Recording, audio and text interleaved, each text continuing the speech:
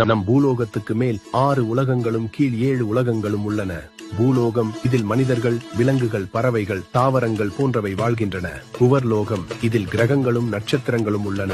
சுவர்லோகம், இதில் தேவேந்திரனும் 30 முக்கோடி தேவர்களும் வாழ்கின்றனர்.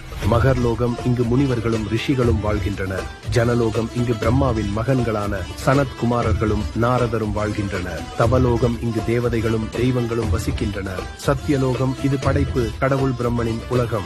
இனி பூமிக்கு கீழே இருக்கும் உலகங்களை பார்ப்போம். அதலலோகம், இந்த உலகம் பெண்ணாசைக்கான உலகம் என்று அறியப்படுகிறது.